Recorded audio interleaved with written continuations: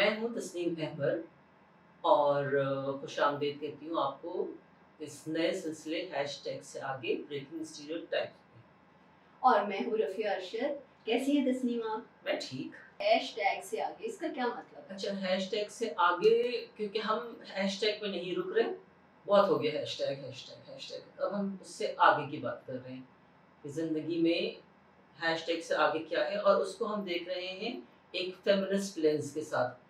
جو بھی بات ہم کر رہے ہیں رفیہ، جو بھی ایشو ہم ڈسکس کر رہے ہیں وہ ہم دیکھیں گے فیمنسٹ لینس سے، فیمنزم اس پہ کیا کہتی ہے، اور جو مسکنسیپشن سے بریکنگ اسٹیریوٹائپ یہی ہے نا کہ آپ جو ایک گھسی پٹی سوچ ہے اس کو تھوڑا سا سائڈ پہ رکھتے ہیں کہ فیمنزم بڑا مس انڈرسٹوڈ کانسیپٹ ہے۔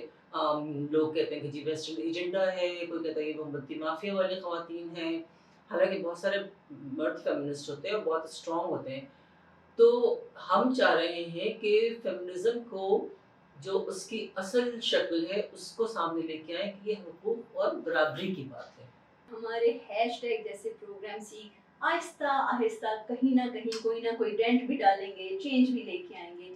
تو کوشش بالکل۔ تو پھر آج ہم کیا ڈسکس کر رہے ہیں آج کے پروگرام؟ اچھا، آج چونکہ ہم کوشش یہ کریں گے کہ جو چیزیں چل رہی ہیں ماضی قریب میں، حال میں اور پھر آنے والے کل میں بھی اس پہ بات کریں، تو میرے ذہن میں یہ تھا کہ ایک سوال آیا تھا جو میں تم سے پوچھنا چاہ رہی تھی، اور ایمانداری سے جواب دینا کہ شادی کے وقت، نکاح کے وقت تم نے نکاح نامہ پڑھا تھا، دیکھا تھا، یا بس دستخط ہی کر دیے تھے؟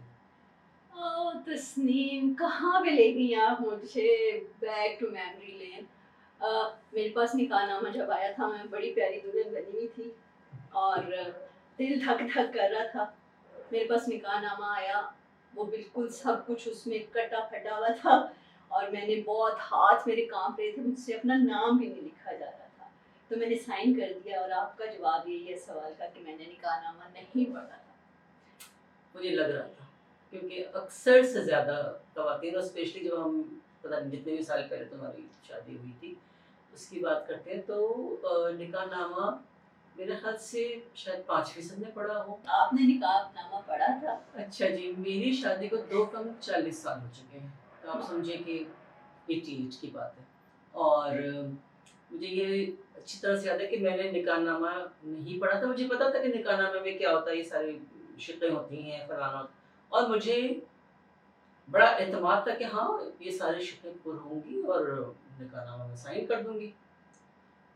پھر پتہ چلا کہ ظاہر نکاح نامہ دوسرے کمرے میں، مطلب میرا ہونے والا شوہر اور میرے گھر والے اور اس کے گھر والے دوسرے کمرے میں تھے، تو پتہ چلا کہ نکاح خواہ نے جب نکاح نامہ نکالا تو اس میں وہ صفحہ پورا کٹا ہوا تھا،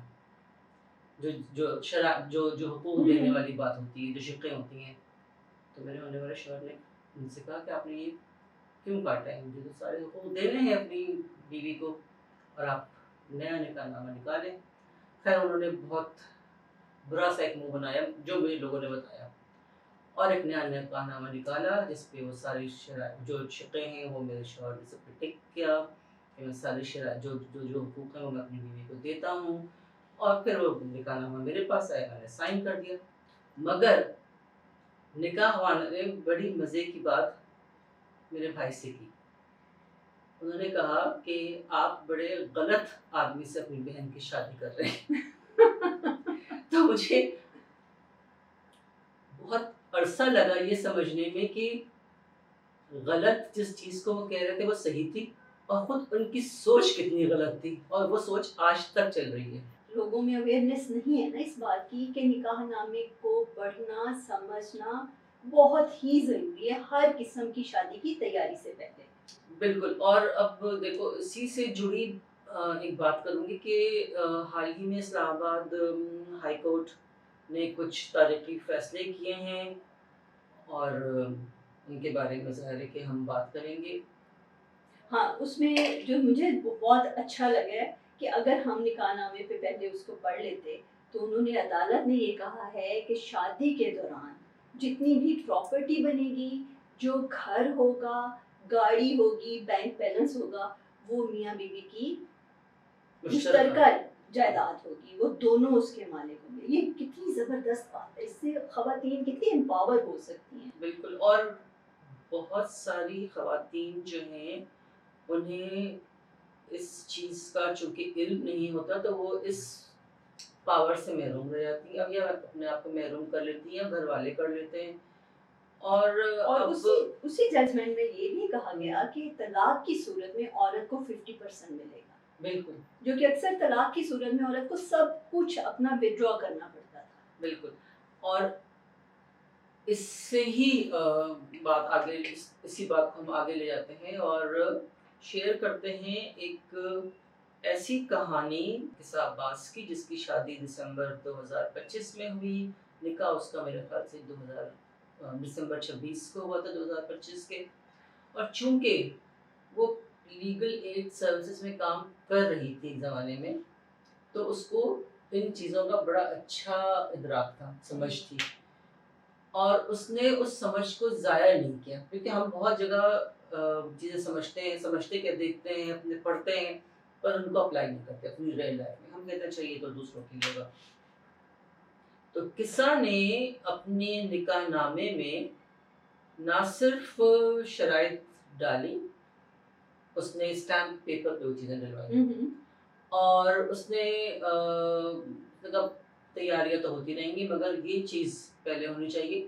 اور جو سب سے اچھی بات ہے وہ یہ ہے کہ اس نے طلاق کی بھی بات کی. اس نے یہ بھی کہا کہ طلاق یا علیحدگی کی صورت میں یہ سب چیزیں ہوں گی. اور اس کے سسرال والوں نے، لڑکے والوں نے بہت ہی احترام کے ساتھ اس کی یہ ساری شرائط مان لی. Hi everyone, this is Kisa Abbas and I got married a few weeks back, alhamdulillah, but before I figured out my decorations and my venue, I figured out my nikah nama. So I started off with filling my haq mehr, which was muajjal and ghair muajjal. Then I moved on to the right to divorce given to the wife, and then special conditions in which I added and an extra or an addendum which is on a stamp paper. And I mentioned a few clauses which were a right to a separate residence. I cannot be compelled to live in a joint family system, the right to study and work whenever and wherever I want to, my maintenance as a percentage of my husband's income and child's maintenance, also schooling and education. My husband cannot remarry until I'm alive. Talaq-e-tafweez, again the wife's right to divorce. Child custody and welfare in case of a separation or a divorce. The list of bridal gifts and dowry items that I got and would be in my possession in case of a separation or a divorce. And all monetary values would be subject to inflation. And the right to matrimonial property, which is movable and immovable property, even if it is not in my name but built after our marriage together, then I do get a 50% share in it, again in case of a separation or a divorce. So my advice for every girl out there is, before you start your wedding preparations, start preparing for a marriage, for a good marriage. These points are not because you want a divorce or anybody wants you to get divorced, but these points are just for security purpose, and your partner or your family should never have a problem for your own welfare and for your own security. اور وہاں ویسے قصہ عباس نے کمال کر دیا، میرا تو دل جیت لیا. ہم سب کا ہی دل جیتا. اور یہ ویڈیو میرا خیال ہے کہ جو بھی دیکھے گا اس کی جو جس طرح سے اس نے ایکسپلین کیا ہے چیزوں کو، تو وہ سب کے دل کو چھوئے گی کہ اس میں کہاں پہ کوئی چیز ایسی ہے جس کو آپ غلط کہیں، کہاں پہ کوئی ایسی چیز ہے جو خلاف قانون ہے یا خلاف شریعت ہے. وہ سب کچھ وہی ہے جو حقوق آپ کو ملے، صرف آپ کو اپنے حقوق کو لینا جانا چاہیے. تو اس نے یہ کام کیا. تو بات یہ کہ ظاہر قصہ نے یہ سارے ڈیسیشنز لیے اور اس نے ثابت کیا کہ اگر آپ کا معاشرہ آپ کو نہیں سکھا رہا، اور بہت جگہ پہ لڑکیوں کو نہیں بتاتے ہم، بلکہ یہ کرتے کہ نہیں اس میں آپ کا کوئی عمل دخل نہیں ہے، اس نے اس چیز کو غلط ثابت کیا. اور اسی پہ ہم دیکھتے ہیں کہ ہمارے ساتھ ایڈوکیٹ انم موجود تھی جنہوں نے اس پہ بات کی. تو وہ اس بارے میں کیا کہتی ہیں، وہ بتائیں گی کہ نکاح نامے میں شرائط کیسے شامل کروا سکتی ہیں لڑکیاں اور کیا کیا شرائط آ سکتی ہیں. جیسے کہ ہم نے دیکھا کہ قصہ عباس نے اپنی ویڈیو میں بتایا کہ انہوں نے اپنے نکاح نامے میں اپنی پسند کی شرطیں کالم 17 میں لکھوائی ہیں. ایگزیکٹلی یہی کام ہر لڑکی کر سکتی ہے. نکاح نامہ صرف ایک رسم نہیں ہے، یہ ایک قانونی معاہدہ ہے. اگر آپ اسے سمجھ کر فل کریں تو یہ آپ کی لیگل پروٹیکشن بن سکتا ہے. کالم 13 سے 16 حق مہر کو کور کرتا ہے. یہ آپ کا شرعی حق ہے. 2 قسم کے حق مہر ہیں, ایک معاجل جو فوراً ملے اور معاجل جو بعد میں ڈیمانڈ پر, طلاق پر یا موت پر ملے. پاکستان میں کوئی فکس منیمم نہیں ہے ریکوائرمنٹ کہ جی حق مہر اتنا ہونا چاہیے. تبھی رقم جو ہے وہ پریکٹیکل رکھیں, اسٹرانگ رکھیں, جیسے 10 لاکھ 20 لاکھ یا پراپرٹی کی جو ایگزیکٹ ڈیٹیلز ہے وہ لکھوانا بہت ضروری ہے.